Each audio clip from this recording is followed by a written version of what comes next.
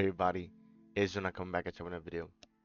So for this video, I wanted to do a trade recap for yesterday for March 11th, Tuesday, March 11th, right? So obviously, as you can see today, as I'm recording this video, it is Wednesday, March 12th. I'm not trading on this day because of core CPI, and then I'm also not trading tomorrow for Thursday because of core PPI. But I will be back behind the charts Friday, March 14th for, you know, for Friday's trading day. But for this video, I want to do a trade recap for Tuesday, what happened yesterday, right? So on Tuesday, we had Jolt's job opening at 10 in the morning, and I wanted to break down a trade that I took that resulted in a win, right? It was a trade for the NAS100, and I'm excited to explain that one for you guys. So as you guys know by now, I trade with both pairs side by side, the NAS and the S&P. Why? Because both pairs generally move in tandem, and there are some days where a setup might be present on one of the pairs and not the other, and vice versa. Or there may be days where setups have formed on both pairs, but one pair is like cleaner than the other, so then I would trade the cleaner pair, right? You guys get the idea. But it's beneficial to have both side by side because then you can see what's unfolding. So for yesterday, Tuesday, I took a trade on the NAS100 that resulted in a win. So I walked through a profit, which is amazing. Um, However, I want to first start off doing the breakdown for the S&P because I'm sure that you will find a lot of value in explaining why I didn't take a setup on the S&P or why I prefer to trade the NAS over the S&P. And so this helps you guys understand why I look at both pairs at the same time and why, that helps me decide on like how to trade it, right? So first and foremost, when we begin trading, we of course look at the news and we notice that today we have news at 10, right? So we have that at the back of our mind. Next, because we know news is the excuse, right? And oftentimes news either serves as the excuse for manipulation to take out liquidity, or news can serve to push price in the direction that it is expected to go, right? Here we have both pairs on the daily time frame. So we now look at the daily time frame to see which direction price is most likely going to continue heading, right? We want to find our daily bias. Now, of course, on both pair, it is clear as day that price is bearish. Why? Because you see that price has been clearly tanking nonstop, and it's right, like these gaps right here. You see price is filling it and continuing to go lower, right? Those are signs that price is bearish. But clear as day, once even a quick glance, price is bearish on the NAS, and it has not shown any signs of wanting to go higher, right? The price has not given us a break of structure higher. It has not, blasted through any of these imbalances, right? Things like that. Same idea here for the S&P. You can see price has literally just been going lower and lower and lower. Price has just been tanking aggressively. So there's no reason to be bullish, right? So because our daily bias is bearish for both pairs, that means we are only looking to take sells. I'm not interested in buying price because if price gives me the opportunity to enter for sell, I want to enter the trade and ride the momentum because I'm trading on the lower time frame, right? I want to ride the momentum of the higher time frame. That is how you maximize your edge and you maximize the probability of winning and, you know, be able to maximize your gains, right? So that's the logic there. So I know going into the day, I'm only looking to take sells. Now, uh, sorry, let me use the replay too because I completely forgot to do that. So now I'll jump right into the S&P. Remember, the trade I took was on NAS, but I want to explain to you guys why I did not trade the S&P. So we'll just fast forward a little bit. We'll actually fast forward until 9 in the morning because we know that 8:30 is where the hunt begins, but I like to give, a couple candles. Okay, so doesn't really matter, but we'll just rewind it here. So this candle right here is the 8:45 to 9 a.m. candle. So this is pretty much 9 a.m. right here. So remember, we are bearish. So what we want to do is beginning at 8:30, we'll put a vertical line. You guys can see that there. Beginning at 8:30, we want to look left to see where is the most recent 15-minute swing high. Since we are bearish, we want to see buy side liquidity get taken. So we want to mark out the high, right? So to the left, the most obvious high is right here. So I will mark that for you guys right here in the form of array, and I'll label it with buy side liquidity. So this is our liquidity pool, right? Now there are a few things that I'm noticing where price is right now. If we are expecting to go up, clear this high, and make our way down, then we want to make sure there are targets on the way down that price would want to reach for, right? So we have a low right here, and I like to put my targets in purple, as you guys might be aware of right now, right? This is a potential low, which can serve as a target, right, as liquidity. We have one target here. We also have clear as day imbalance here, and then we also have the final target, which will be a low, because if we're bearish on price, we're expecting price to continue making new lows, and this is the previous day low, or this is the lowest low right now, so we would expect that to get cleared. So this would essentially be already a potential scenario that I'm looking for. Now if I use my fib tool from the low to the high, and no, it's not because we trade with Fibonacci's, right? I like to use my fib tool to see where we at as far as premium pricing and discounted pricing. So remember, if we're bearish on price, then we want to make sure price remains above the 0 and the 50%, because that is the premium pricing, right? And if we see price makes its way down under the 50%, which would then be discounted pricing, I think that's, I hope I'm not confusing it. But essentially we want to see price, you see the 0, the 100 and the 50% right here. We want to see price remain up here, because if price doesn't clear this liquidity and starts going through and taking out this low and going into this imbalance here, then I wouldn't be interested in taking a trade, even if price goes up, clears liquidity, and makes its way back down. Because if price were to make its way back down to 50% and tap into this imbalance, the setup is pretty much gone there. But that's pretty much the logic. That's what I was looking at the very beginning. So this is already like the setup that's being crafted, right? So now I'll jump into the 5 minute time frame, right? And we'll let price play out. So as you can see here, 9:15, 9:29. So as you can see here, this candle, this black candle right here is the 9:30 open. So as you can see, 9:30 price came out, cleared this low, so this liquidity was already taken, and price also tapped into this imbalance here, this fair value gap, which once again I highlighted to you guys. I did not want to see price go in and tap that, and it did that, because I know that price has a tendency where if there's a fair value gap that's past the 50% mark, price has a tendency to tap it and then generally just reject and just move the way it wants to. So because of this movement alone right here, immediately I ruled out trading the S&P. But I just want to keep playing this out so you guys can see what happened, right? So it's here, price is moving. Now remember, had this low, had this fair value gap stayed intact, I would have been watching price to want to go up to the buy side liquidity. However, we can see clear as day that price did at least come and clear uh this high right here, which would still technically count as some buy side liquidity, because this is still a 15-minute high that got cleared, right? It's just not the high that we're looking for. We're looking for the high up here. This one's still a 15-minute high that got cleared. So some liquidity was taken. Just put it right here, right? Some buy side liquidity. Yeah, I'll just leave it blue actually. All right, so some buy side liquidity was taken, right? And then you can see after this high got taken, of course it's tapped into a gap, you started seeing this rejection here.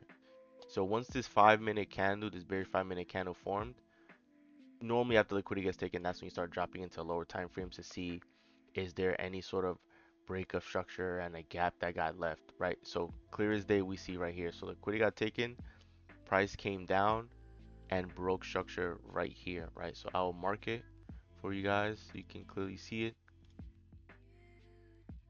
Put it blue or red, I should say, right?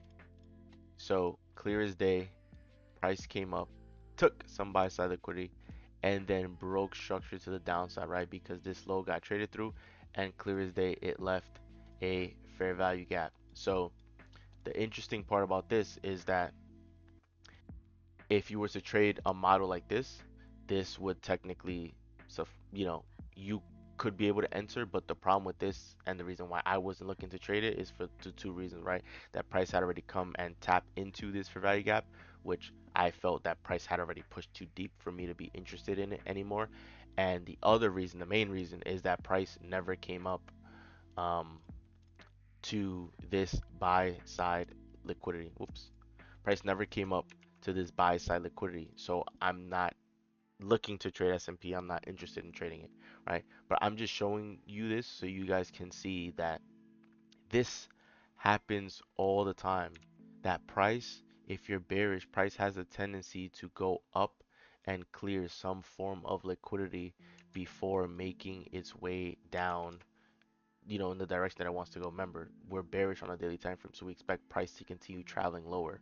So it's no surprise that after 9:30 open, price came up, cleared some buy side liquidity. In this case, this is a 5-minute and a 15-minute high, and broke structure and left a fair value gap, right? So I'm doing this to highlight to you what price actually does. Like, this is the game that's being played in the market, and either you're gonna be aware of it and seek it out, or you're constantly going to be burned by this, right? So I was watching this and I seen this happen, but remember, it never came up here and it already tapped down into the fair value gap. So I'm not looking at the S&P to take a trade. But even then, right, price goes in, taps into the fair value gap, but then what happens after that? Boom, it gets blasted. So for example, I did see a recap video of another trader who took this trade and ended up getting stopped out with this move here. And to me, it's no surprise because I wouldn't trade this because price didn't give me what I was looking for. So other in any other situation, right, this would be what a setup would look like, right? You'll take a target would be here, the target would be the fair value gap and the low. But a trader got stopped out because at 10 a.m. this was the 10 o'clock news right here. And then right, so that happened. Stop traders out, and then you had, right, so we go back on the 5-minute time frame, we see an aggressive bearish candle. So now we'll drop into the lower time frame, because even if you get stopped out, the bias can still be correct. You can still have an opportunity to re-enter. So you can see price came up. If anyone jumped in on a sell right here, they would have been stopped out, right? But then price goes up, clears the high again, right? As you can see, it gets cleared, more buy side equity gets taken. Remember, we're not looking at it because our buy side, our actual liquidity pool that we were looking at up here never got touched, so we're not looking at it. Price comes with clear buy side liquidity, then what happens? It pushes down and it breaks structure again, right? This low right here, because the candle to the left and the candle to the right of it are both higher, so it makes a swing low. Price comes down and leaves what? A fair value gap right here. So I'll mark this like red, right, so you guys can see it. Why? Because remember, the rule that we have is from the displacement low to the displacement high, and I'll mark this in pink. From the displacement low to displacement high, that is our displacement range. So we want to make sure we find the fair value gap within that range. And clear as day, you see the red box, that is the fair value gap within the range. So this would have been the trade setup that I would be looking for had I been, had I traded the pair. So the price starts going down, and then we see price taps into it, and then we expect that to hold. Why? Because we are bearish on the daily time frame, and also price broke down bearish after clearing liquidity, right? And then we're seeing here that price did in fact clear our final target, which was literally the lowest low in the daily time frame. So price D clears day, tapped into it. You would have had essentially what your trade would have looked like. You would have had your entry right here, either stop loss above the high, or if that stop loss is too big, you would put your stop loss right here, right? And then you would make your final target this low, right? Because that is the low of the daily. And so after price goes down and trips it, price could continue going lower, but that is the most obvious target that price will want to go to. And that is the purpose of trading. You want to trade because like the way you have your targets and everything set up, you want it to be logical level. You want it to be places where price would most likely want to travel to maximize the probability of price getting there, right? So if I were to have taken a trade, it would have looked something like this, right? Stop loss here, right, for a sell, stop loss at the top of the candle, final take profit at that low down there. So what I would have done is this low right here. Uh, I'll put in purple. This low right here would have been the level where once price cleared it, so full TP is a 1 to 2. This one is a 1 to 1. So me personally, if price would have gone to this level here, I would have taken at least 50% partials, if not 80%, right? Probably most likely 50%, right? 50 to 80% I would have taken off as a partial. And then once price closed under this level, not just traded through, once it closed on this level, then I would roll my stop loss to break even. So price traded through this level on this candle, but then the next candle it closed at this level right here, clearly under this low. So then I would have rolled my stop loss to break even and then rode price all the way down. So, price, decided to kind of do what it wanted, right? But you guys can see that once price came down and cleared this low, right here, you see that structure was broken to the other side, right? This high got traded through, so then that's when you start seeing price start moving up and up and up and start traveling back. So that is the reason why I did not trade the S&P, because price never came up to my buy side liquidity, and I did not like that it tapped into the fair value gap that I wanted to keep as a target to allow price to travel down there in the future. But you guys can see this is the logic that I'm referring to. You want to see liquidity get taken, price aggressively move in the direction you're expecting price to go to, then you enter for a short, right? Since we're bearish on the daily time frame, price took buy side liquidity and broke structure lower to bearish, right? So bearish, bearish, we take a sell, put the stop loss above the high or above the fair value gap, but ideally like right here maybe. Price goes down and then you start taking partial on the way. You don't want to be greedy.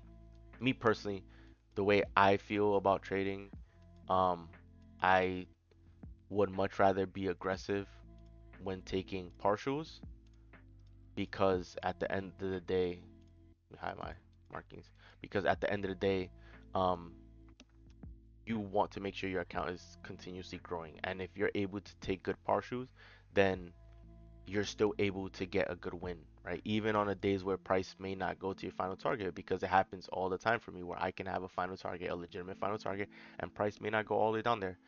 But if I'm aggressively taking partials along the way as price is delivering, then I don't have to worry about that. And I can still have a massive win even if price doesn't hit my final target, right? There's some traders. Now, if you're a trader and that's your strategy to always go for, you know, to never take partial and always go for final TP with like your entire position intact, then more power to you. But I would much rather continue stacking up wins and continue growing my account over time, because I understand if I maximize my win rate and I maximize my gain on those wins, then I know that over time compounding will do the heavy lifting for me, right? So that's sort of how I've been approaching it, and I'm comfortable with that because I understand that with this strategy I have an insane win rate.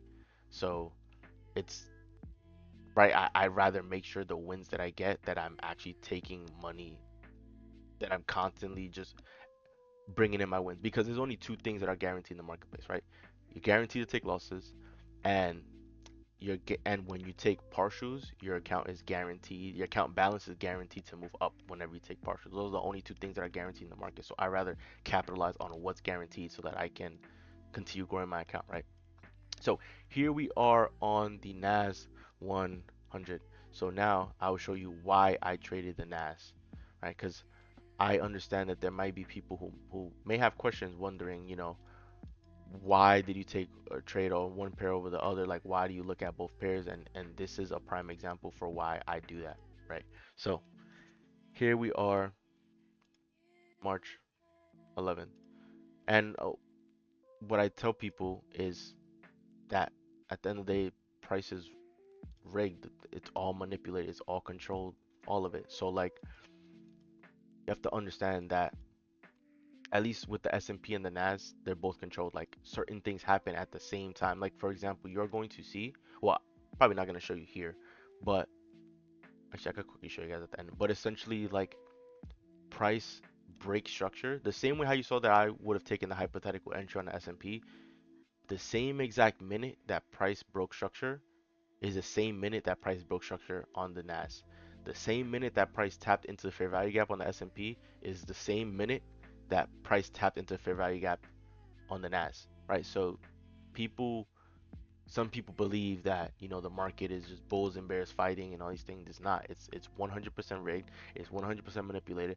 And unless you train your eyes to see this, unless you trade with this logic in mind, which is how the algorithm, how the machine that moves price operates, you're probably gonna keep getting crushed in these markets, right? So I'm doing this to help show you guys how you should be trading so that you can maximize your win rate to avoid taking silly losses and to maximize your win rate and how much you can actually make in these markets. So same idea here, 8:30 we are going to put a vertical line, right? So here we are, 8:30. Now we look to the left of 8:30. Remember, we are also bearish on the NAS. So here is the most obvious high prior to 8:30, right? We mark it buy side liquidity. So we have that here. So this is our point of interest, right? Where's that? So this right here is our point of interest. This is where we do nothing until we see price tap up to the buy side liquidity, because that's where we want to see price snag liquidity and then ideally break structure lower. So we have our liquidity pool. Now, what other pools of liquidity do we see? Remember, we are bearish, so we want to find targets to the downside. Here, clear as day, we have an obvious low that exists. Now, same with the S&P. We have clear as day a fair value gap in the marketplace, which is a target, and then here we have the low, the daily low of like yesterday's low, right? So obvious targets here, and the same idea here. I bring out the fib tool, right? Because this is a pretty big move, and now I look, where's 50%? 50% right here. Clearly, where price is, we're above 50%. Now, what is directly below 50%? Obviously, a low right here, but this is sort of a tiny low, but no big deal, still a low nonetheless. And then what is under this low right here? Obviously, the fair value gap. So this is the big target on top of this low, but this fair value gap is the big target that is right under the 50% mark. So once again, I want to see price stay above the 50% mark and ideally leave this fair value gap open, so that if price clears buy side liquidity up here, and then draw it out for you guys, right? So if price clears the buy side liquidity up here, right, I then want to see price come down, break structure, tap into the fair value gap, and then make its way down, ideally tapping into the fair value gap and then ideally clearing out the lows the same way we've seen it on the S&P. So that is what I'm looking at, right? So now we can get rid of the Fibonacci, right? So jumping into the 5 minute, and see this low here, because this low is super close to the fair value gap, I'm gonna get rid of this. Like, we don't need too much um drawings, but I still like to keep my chart, annotated to show that I did some work, but like I still want to keep it relatively clean so I can like still see what's going on, right? I want to watch price, right? So next we sort of just wait to see what happens at 9:30. So this right here, this doji, is the 9:30 open. So as you can see, price came down and cleared this low for 9:30. Now, I'm not the biggest fan at the fact that is that price did this at 9:30, right? Like, I would have much preferred this low to remain intact and just price shoot up so that we could have this as a target as well. But nonetheless, I'm still watching price, because if price comes up, clears the liquidity up here and then makes its way down, then rather than having this low as the target, this low could be like the new liquidity target, right? So I'm just watching price. So I'm on the 5 minute. All right, boom. So we see here this there, the NAS100 went to our point of interest, which, as you saw from the S&P did not. So price made its way up here. So now I pretty much mark this low as the new sort of like liquidity point, the new low, and we have price came up here. So now I'm interested in price, right? Now I'm watching price. What I'm doing is I'm waiting for this candle here 9:30, so this was stock market open. Price came up here and cleared this high after 9:30, which is what we want to see. So I'm still on the 5 minute time frame. I'm waiting on the 5 minute time frame to see if we get an aggressive bearish candle because we are bearish on the daily, so we're looking for sells.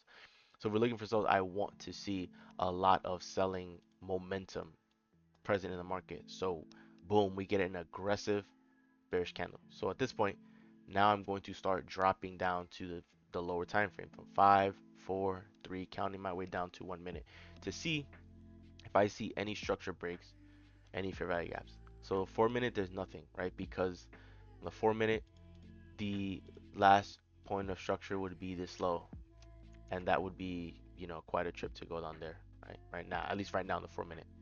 3 minute, I'm seeing this would be the swing low, but right now it hasn't gotten there, right? 2 minute, the swing low would be right here, but clearly on the 2 minute time frame, price, and I'll zoom in for you guys, right? Price has yet to reach this low. It hasn't done so yet. The 1 minute time frame, same idea. This is the low before this move up here. So price still hasn't gotten there yet, which that means there's nothing for us to do. Price has not broken structure, so there's nothing to do. Now, there's gonna be some people who say, which it could be a legitimate point, right? You see this candle right here. This candle appears to be taller or higher than this candle. So you can make the case that this could have been the new high. And then if we look to the left, this is the new high. What's the last low before the new high?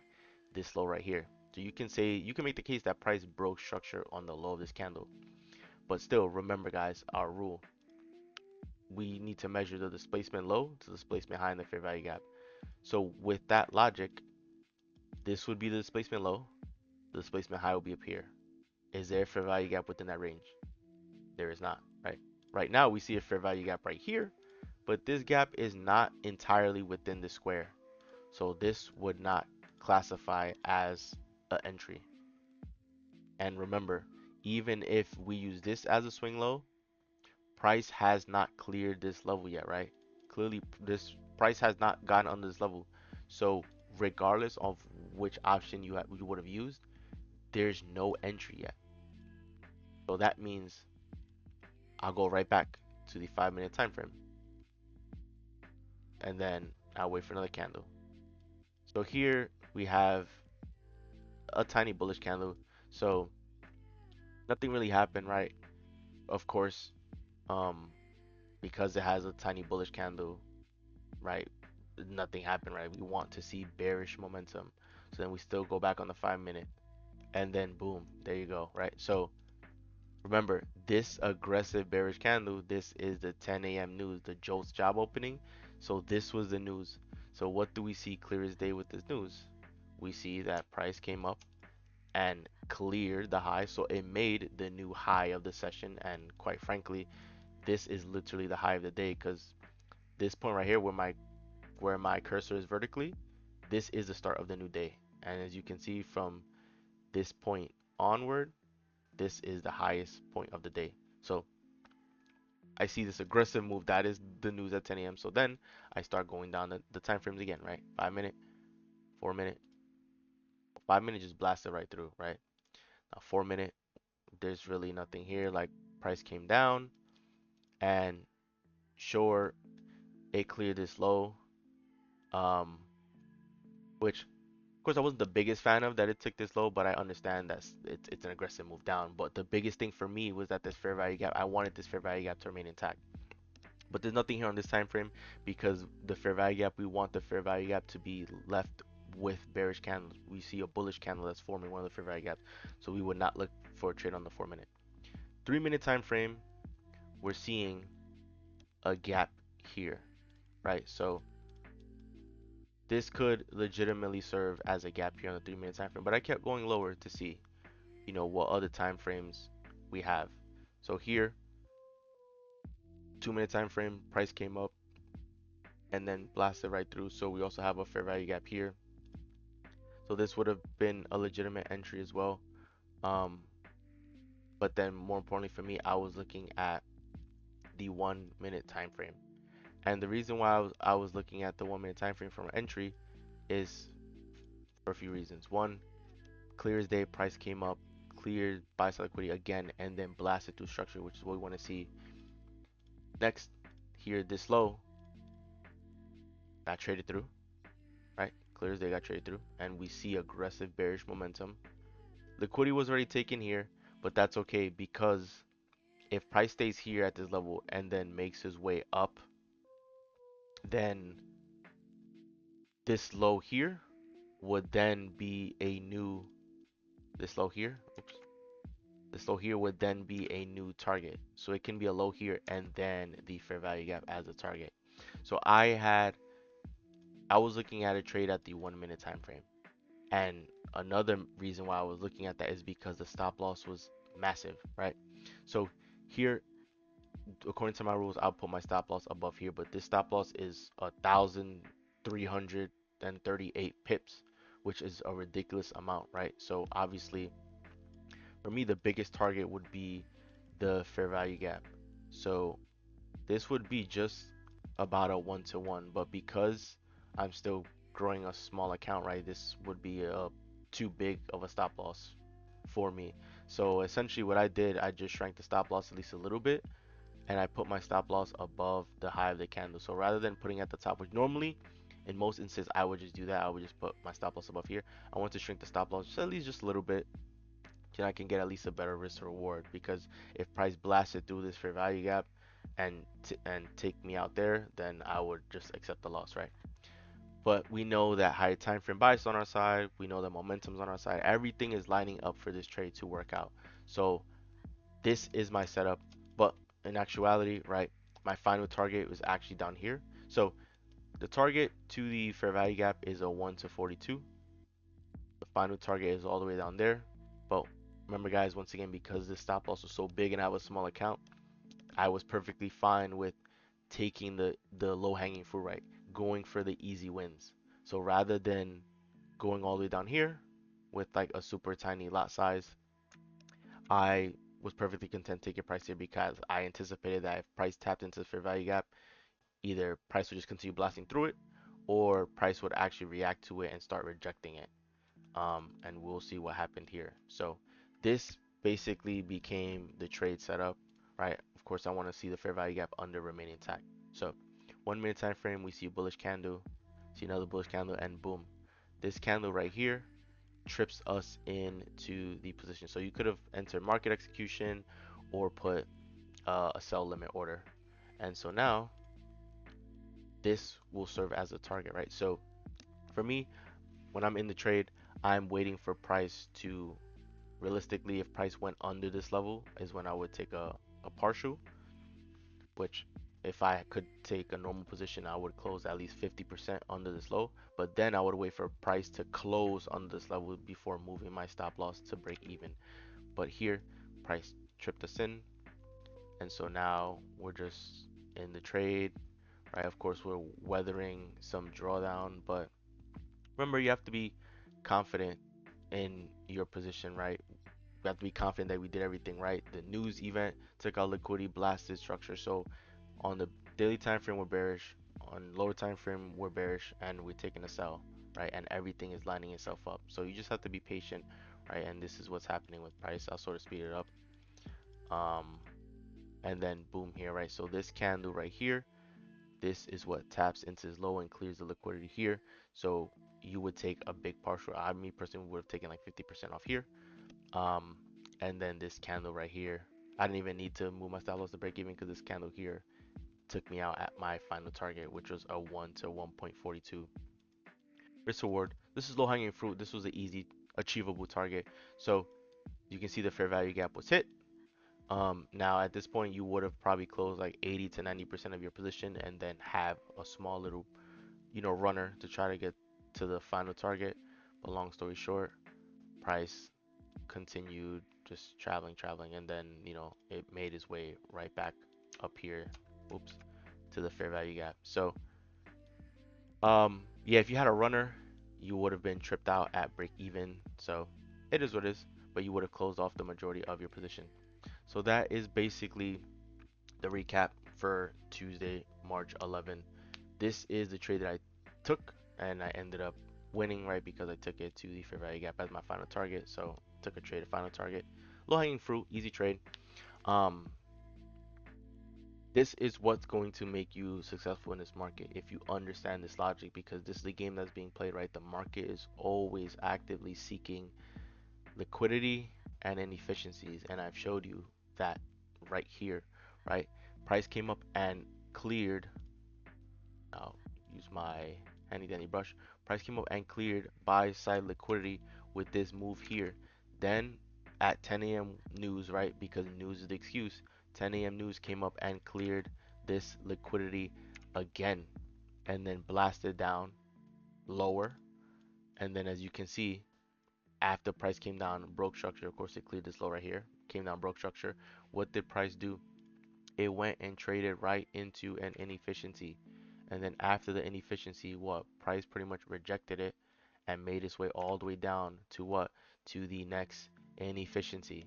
And then after this inefficiency was touched and pretty much almost filled entirely, what did price do? Reject the inefficiency, and now is going right back up, right? So this is what I mean. Like, price is constantly moving for liquidity and for inefficiency. So that is the name of the game. So if you want to be successful in this industry, in this market, you need to look at it from those lens, from that perspective, right?